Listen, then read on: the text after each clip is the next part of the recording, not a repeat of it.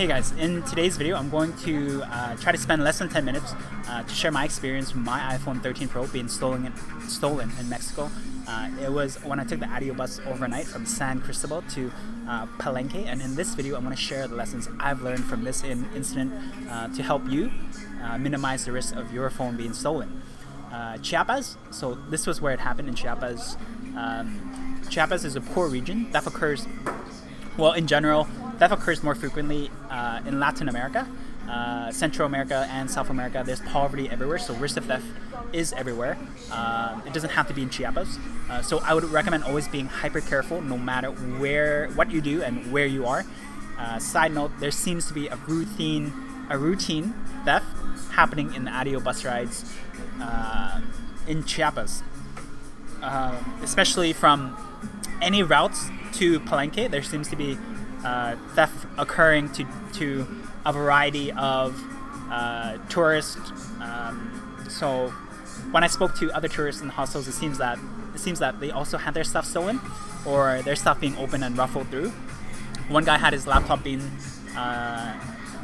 stolen from his backpack while he was sleeping, and they put a water bottle in its place so that he wouldn't notice the difference in weight. Two girls who put the luggage in the cabins below the bus opened up their luggage to find out that their stuff was open and ruffled through. And also, if you Google theft on ADIO in Mexico, you'll find online posts and stories from other travelers, like on Reddit, TripAdvisor, 3 years ago, 2 years ago, 1 year ago, a couple months ago. So it seems like it's been happening there for a while. When the ADIO bus does stop at its several stops on its route, first, when they do stop, make sure to go out and watch that they don't open the cabins and touch your luggage. Second, stay awake if possible. Keep your stuff close to you as possible. If sleeping, ensure your stuff is under your arms or under your armpit, as most difficult as possible for any person to access it without you being aware. So first, let's talk about mentality when you are traveling, especially into higher risk areas like Central and South America. You have to realize that when you're in Central and South America, in these countries, if anything bad happens to you, you're on your own. There's no law and justice, and sometimes the police are the same as the criminals. So you want to take steps to reduce anything bad that happens to you. For example, when crossing the road, look both ways. Walk in areas that have tourists and other people that are well lit. Avoid walking in dark areas that have no other people. If anything bad happens to you, you're on your own. So, for example, I was kidnapped in Mexico. When I called the police, they literally never came. So after 20 minutes, I just ended up showing the kidnappers my money, all the money that I had in my wallet, and I just, because he saw I had nothing else, he just let me go after that. But I guess that's a long story for another video. Second is, the mentality is, just because you're the nicest gazelle in Africa, it doesn't mean that a crocodile or a lion won't try to eat you. Third, your iPhone is your livelihood. If you use it as equipment, it's just as important as your laptop, your passport. Literally, a high quality phone is the most important valuable when you're traveling. You use it as your camera, Google Maps, translator, your banking applications. It's your means of communication through, for example, WhatsApp, Instagram, etc. You can also think of your phone as $2,000 liquid cash. How would you behave if you carried that type of cash on you? My fourth point is, being drunk is a problem, being high is a problem, but also part of the latter is being burned out from overwork is also a problem. So when you travel in places like Mexico or anywhere in Central and South America, where certain areas are high risk in terms of theft, mugging, you need to be hyper alert and hyper cautious and in good health mentally and physically. If you're not, then if you're tired, then spend an extra night to rest at your hostel or hotel until you're ready to travel to the next city.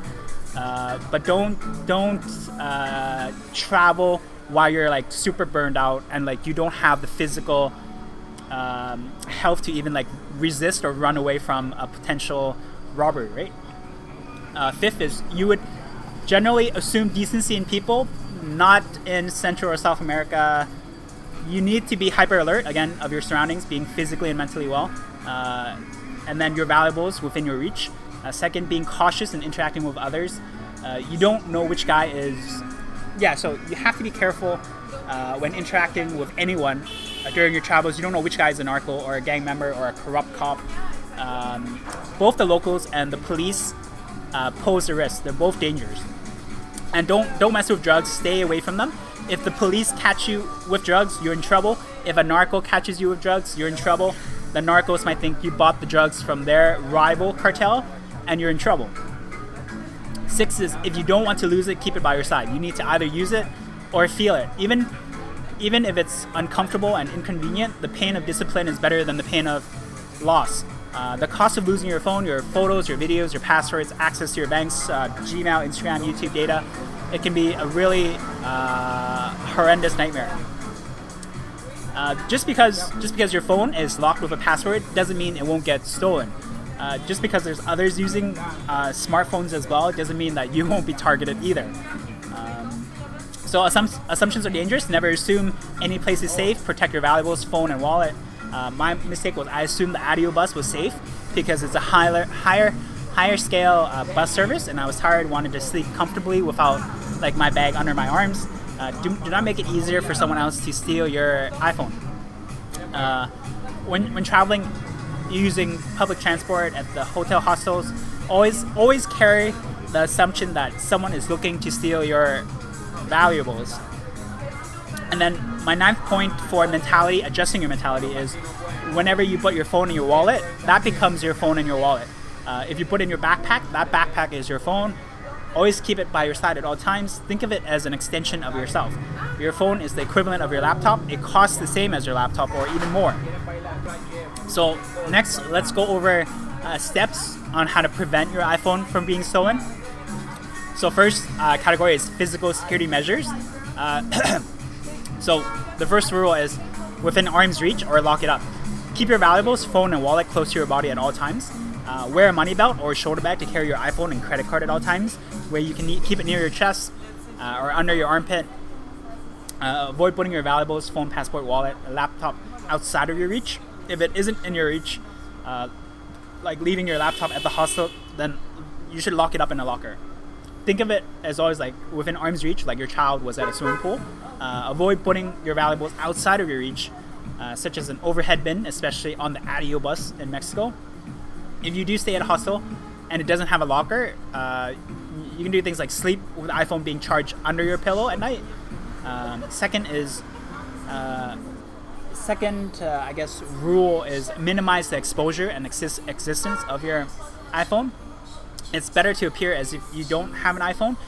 Before using your iPhone, survey your surroundings and the type of people that are around you. Is it necessary for me to take out my iPhone? Is this place around these type of people? Note their facial expressions, their eyes if they're trying to peek when you're like typing in your password. Peeking eyes can give away lots. Say hi or acknowledge that you're aware of their presence. That sometimes would deter them from, So in the back of your mind, remember you want to be low-key and subtle. If you need to use your cell phone, do you need to relocate? Do you need to go somewhere discreet to use it away from prying eyes? In relatively poor nations, flashing cell phones, laptops, cameras, and cash is highly dangerous.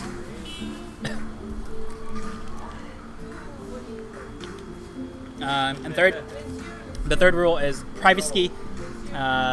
Use a privacy screen protector for your phone and your case to hide your PIN password. It's like those screen protectors where, like, if you try to look at it from the side or different angles, it would blur the phone out. So this will help kind of hide your PIN password. And then you can also use a case to kind of hide the camera to hide your phone model. Usually thieves will try to steal newer models if they can look at the camera setup on the back of your phone. So again, privacy screen protector so people from the side cannot see you typing your PIN code. Second is case with a cover for the camera to hide what phone model you have. Phone models are distinct by the design of the cameras on the back of the phone. So if you can hide the camera, you can hide the model, making it unknown whether your phone is new or old. Fourth is physically cover your screen when typing in your PIN code. Use your hand to cover whenever typing in your PIN password. Usually the thief would try to look at your PIN code before stealing your phone. They need the PIN to access and use your phone.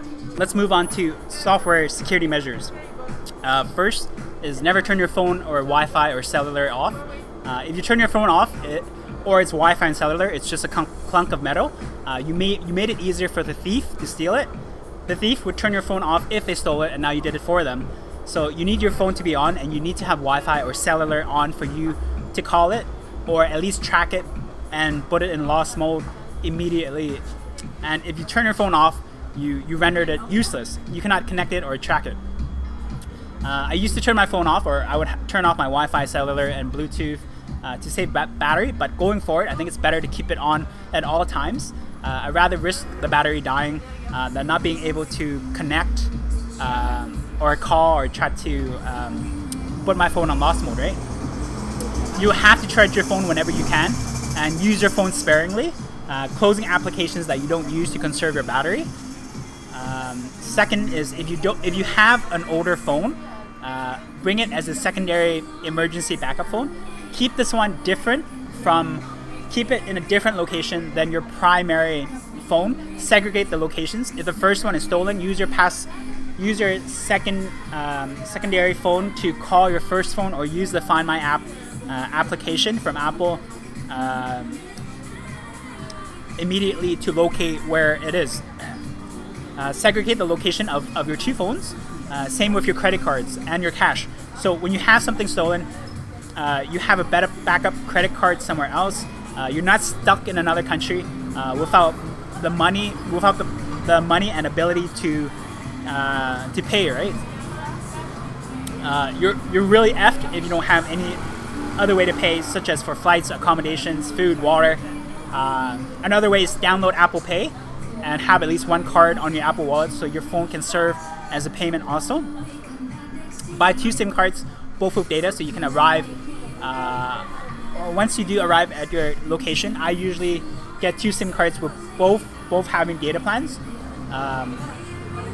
That way, both phones can be interconnected. So once you do get the SIM card on your data plan, and if you do have a secondary emergency phone, add the phone number to each of your phones so you can call it immediately. Once you do put in your new SIM card, test calling it to see if it works. Just by the number, you can also call WhatsApp, by Instagram if you have 2 different Instagram accounts. Side note, if you have an old wallet, carry it with you and purposely put some cash in it, like $20, $40, something that you're willing to lose, as well as something that will be enough for a robber to think it's your wallet. Keep this wallet in a different location than your primary one. It's a burner wallet you are willing to dispose. Third is make sure that you turn your Find My iPhone on and share my location in settings on. Here, I'll show you guys on my phone. If you go to settings, right, on Apple, you can just search it at the top, Find My app, or if you type in Find My, it'll first pop up Share My location. If you go here, yeah, so make sure that this is on, Share My location, under the Find My. So make sure both is on, right? So Find My iPhone is on and Share My location is on. Here, let me. Hopefully you guys can see that, and the application itself. I always try to put it on the home screen so it's immediately accessible. Let me find it. So Find My iPhone is this green radar looking application on your phone. So what else do I need to talk about? So Find My app is your immediate go-to application, designed and created by Apple for stolen or lost phones. Ideally, you want to have both devices under the same Apple account. So when one device is stolen, you can immediately lock it. If it isn't, you can still lock your phone. At the bottom, there's a link called Help a Friend, a shortcut in the iCloud Find My page. Log into your Apple account to immediately put the phone into lost mode. Another thing you can do is link your second iPhone and share the location between the 2 phones in the People's tab and share indefinitely. So for example, ideally, you want to have both phones under the Device tab. But for me, both my phones are not under the same Apple account. But you can still add it as a what do you call it? As a friend under People.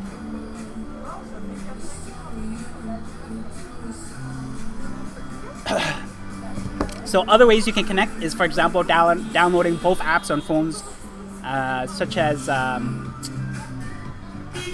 WhatsApp, Instagram, and then just you can also just call the other number. And then the fourth security measure is keep your ringer volume on max and enable your app notifications so it can be found when you call it. It can be annoying publicly, but it is also important as a safety measure. You can call it immediately to hear and find it. So again, for example, phone, WhatsApp, Instagram, and then other measures is other kind of measures and minimizing the impact if your phone is stolen.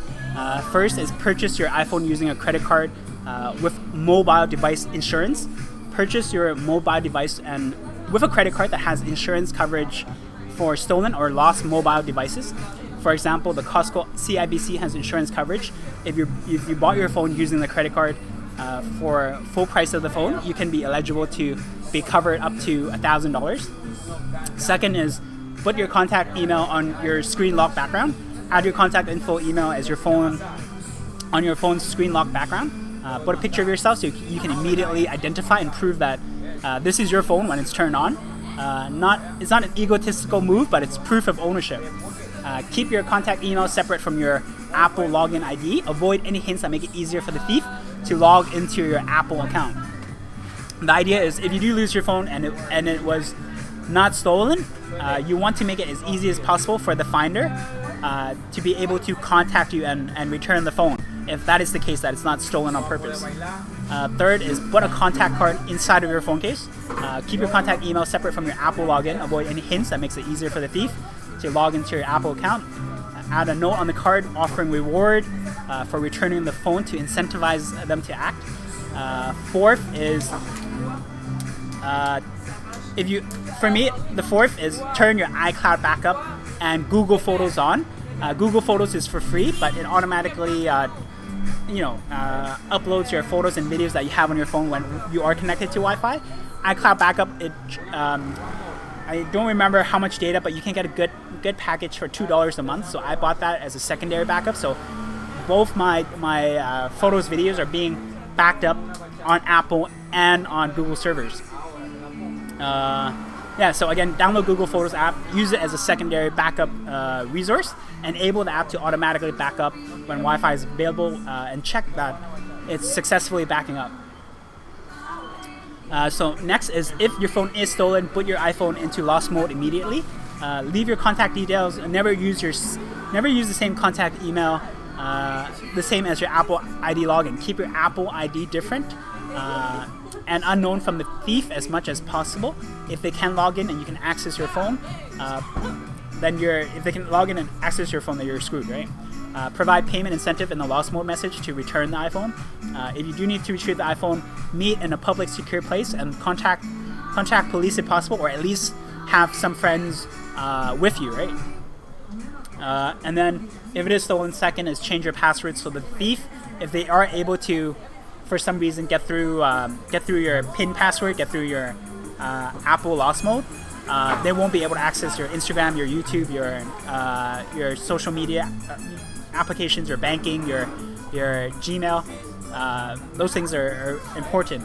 So once you do change your password, the thief won't be able to access it from their side.